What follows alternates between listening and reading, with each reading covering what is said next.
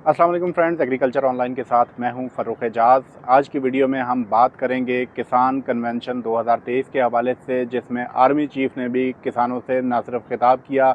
बल्कि किसानों से सवालात भी लिए और काफ़ी ज़्यादा वक्त दिया किसानों को। और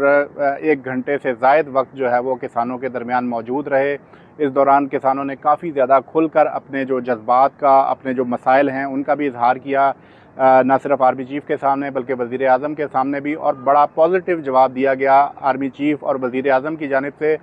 वज़ीर आज़म ने काफ़ी ज़्यादा जो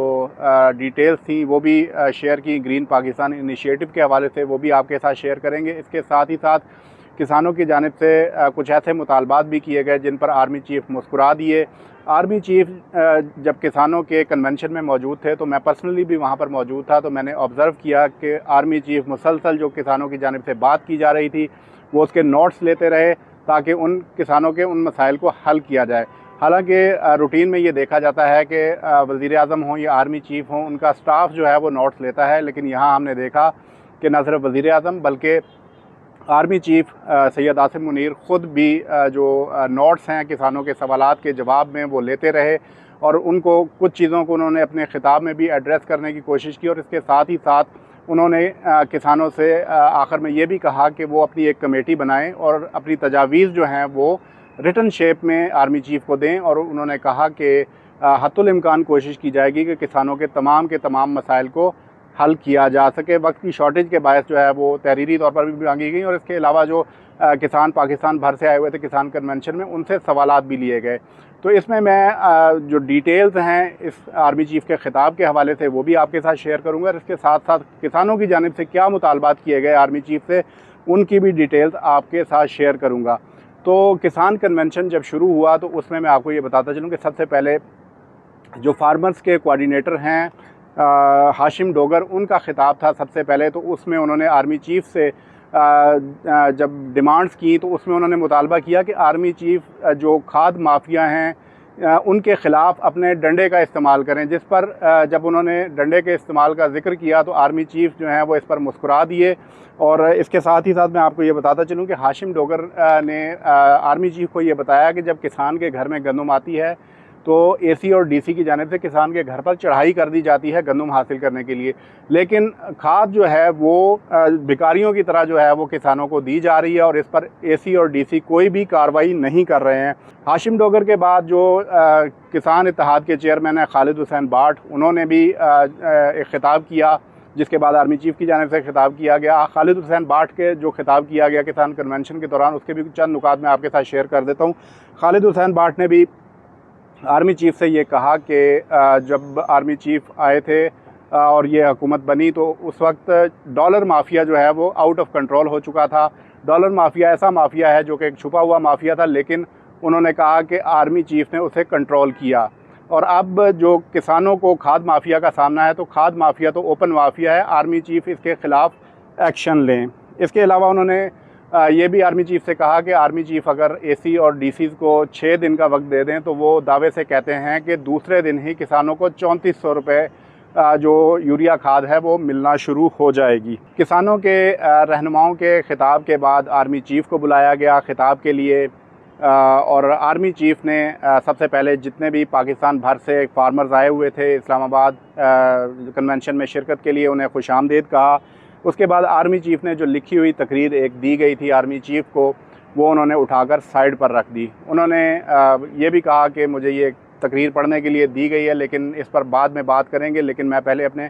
किसान भाइयों से बात करना चाहता हूँ। आर्मी चीफ़ ने किसानों को इस तरह से मुखातिब किया कि जिसमें उन्होंने कहा कि आर्मी चीफ़ को कभी कभी ये मौका मिलता है कि वो उन लोगों के साथ बात कर सके जो पैगंबरों के पेशे से वाबस्ता हैं। आर्मी चीफ़ ने यह भी कहा कि ज़राअत वो पेशा है जिसमें मेहनत है, सब्र है और डिसिप्लिन है, और अगर इन तीनों चीज़ों को एक तरतीब के साथ फॉलो कर लिया जाए तो उसका इनाम भी है। ये ओपनिंग स्पीच थी आर्मी चीफ़ की। उसके साथ ही साथ उन्होंने उसके बाद इस पर बात की कि पाकिस्तान को अल्लाह ताला ने बेशुमार ख़जानों से नवाजा है, जिसमें उन्होंने कहा कि पाकिस्तान को अल्लाह ताला ने ग्लेशियर्स दिए हैं, पहाड़ दिए हैं, मादनियात दी हैं। इसके साथ ही साथ उन्होंने पाकिस्तान में जो चावल पैदा होता है उसके हवाले से ज़िक्र किया कि पाकिस्तान का चावल, पाकिस्तान का आम और पाकिस्तान का जो कीनू है, इस जैसा टेस्ट दुनिया में कहीं नहीं मिलता। ऐसी नेमतों से अल्लाह ताला ने पाकिस्तान को नवाजा है। इसके साथ ही साथ आर्मी चीफ़ ने ये कहा कि पाकिस्तान में जो ग्रेनाइट के पहाड़ हैं उनकी मालियत जो है वो 4 खरब डॉलर है। इसके साथ ही साथ आर्मी चीफ़ ने कहा कि पाकिस्तान में जो मादनी ज़खायर हैं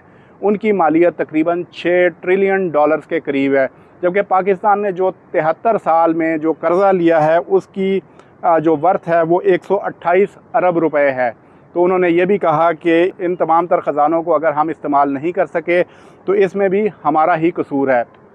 इसके बाद आर्मी चीफ़ की जानिब से जो इंपोर्ट्स हैं, एग्रीकल्चर इंपोर्ट्स, उन पर बात की गई और आर्मी चीफ़ ने कहा कि हर साल पाकिस्तान में 10 से 12 अरब डॉलर की जो एग्रीकल्चर प्रोडक्ट्स हैं वो इंपोर्ट होती हैं और बतौर ज़रूरी मुल्क जो है वो हमें इस पर शर्मसार होना चाहिए। आर्मी चीफ़ का ये भी कहना था कि अगर हुकूमतें किसानों के लिए काम नहीं करती तो जब वो वोट लेने के लिए किसानों के पास आती हैं तो किसान उनके सामने अपने मुतालबात रखें और उन्हें ये अश्योरेंस लें कि वो किसानों के हकूक़ के लिए काम करेंगी। आर्मी चीफ़ ने यह भी कहा कि वो किसानों के तमाम तर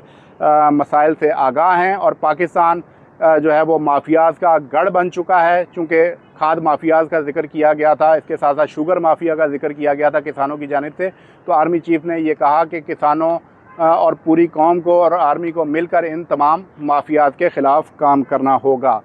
इसके अलावा तकरीर के अपने आखिरी पोर्शन में आर्मी चीफ़ की जानिब से जो ग्रीन पाकिस्तान इनिशिएटिव है उस पर रोशनी डाली गई और उसमें आर्मी चीफ़ की जानिब से ये बताया गया कि रोज़ाना की बुनियाद पर जो 1000 एकड़ बंजर अराज़ी है उसको डेवलप किया जा रहा है ताकि उस पर एग्रीकल्चर की जा सके। इसके साथ ही साथ जो ज़राअत में जो गैर मुल्की सरमायाकारी लाने के हवाले से SIFC का क़याम अमल में लाया गया है, जो कि स्पेशल इन्वेस्टमेंट फैसिलिटेशन कौंसिल है, उसका भी जिक्र किया आर्मी चीफ़ की जानिब से और उन्होंने ये कहा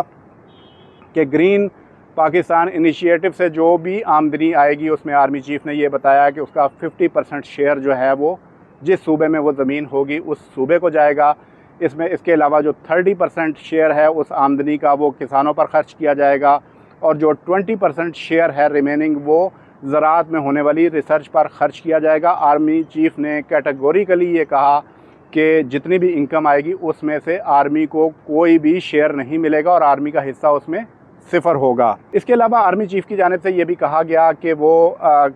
किसान को और कौम को खुशहाल देखना चाहते हैं। इसके साथ ही साथ आर्मी चीफ़ की जानिब से जो गैर मुल्की टेक्नोलॉजी पाकिस्तान में लाई जा रही है उस पर भी बात की। आर्मी चीफ़ ने कहा कि चाइना, ब्राज़ील और ऑस्ट्रेलिया से जो टेक्नोलॉजी है वो पाकिस्तान मुंतकिल की जा रही है ताकि पाकिस्तान का किसान जो है वो खुशहाल हो सके और जो काश्तकारी के जदीद तरीके हैं उनको अडॉप्ट कर सके।